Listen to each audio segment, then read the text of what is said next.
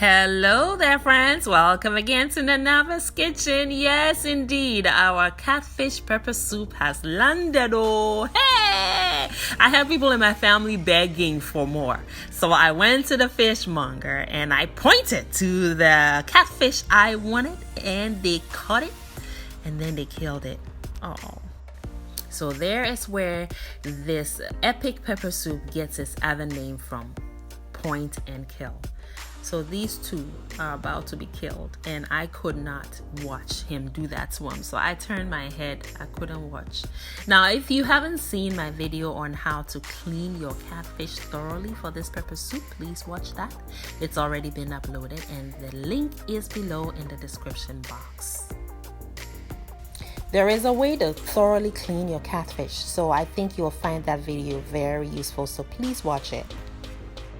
Now friends, in a couple of seconds on your screen, you'll see a pop-up showing the before and after right there of the cleaned fish, captured nicely in that video that you must watch on how to clean your catfish. So this is originally a Nigerian recipe and this is my rendition of this beautiful recipe. So I have my garlic finely sliced, followed by my shallot onions, my scallions, and now ginger, all finely chopped. And now I have my red Serrano chilies. Now I'm also going to include habanero chili because this is pepper soup after all. Both will offer a different level of chili flavor. Perfect and capable of lifting that fever right out of you and helping you to feel better on a day that you're feeling under the weather. So I have seasoned with some salt, amount per your preference, and I've added my chopped ingredients. And now I have some ginger powder, which brings it another depth of flavor. Then I also have my Cameroon pepper, white pepper, and the pepper soup mix. I also have my homemade dried smoked shrimp, which is going to bring us that umami. You may substitute that with your shrimp bouillon or chicken bouillon, whatever you choose, but I prefer to use this. So pour that on there, and this soup is brothy, so we're gonna need some water. So we're going to add some water to it, and then onto the stove it goes to begin to cook. Only 20 minutes, y'all, is what it's gonna take to cook this soup to perfection.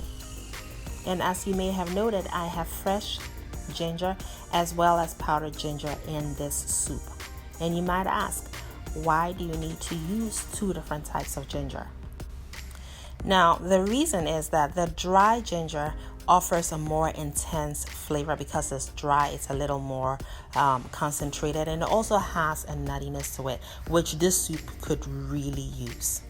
Now I have another optional ingredient. So the ginger, the dry ginger, is optional. This also here is potatoes, red skin potatoes, and it's also an optional ingredient, but I prefer to add it so that the soup is not just a broth, but it also becomes a complete meal. So I put that in there after I cut them into bite-sized pieces. Once the soup has cooked 20 minutes, I put the potatoes in there as well. Cover it and continue to cook another 10 minutes. While avoiding excessive stirring of the soup to prevent the fish from falling apart, then I add some more chilies toward the end of the cooking because they don't call this soup pepper soup for no reason. So here is some basil, so I'm going to just julienne it and finish off the cooking with it. The basil is going to impart its fresh fragrance to the soup, and you are done. 30 minutes is all it took. And it is a complete meal. Just take a look at that broth. Oh my goodness. This soup was something else. You have to try this simple, easy, quick recipe and you'll have me to thank later. And don't forget to garnish with your basil and also your chilies. You want to warn your eater that this soup is hot. Okay? So look at that. Beautiful, mouth-watering. You'll want to just dig in. I hope you tried this recipe. I thank you all so much for watching, for your love and for your support. Make it a great day and have fun, especially in that kitchen.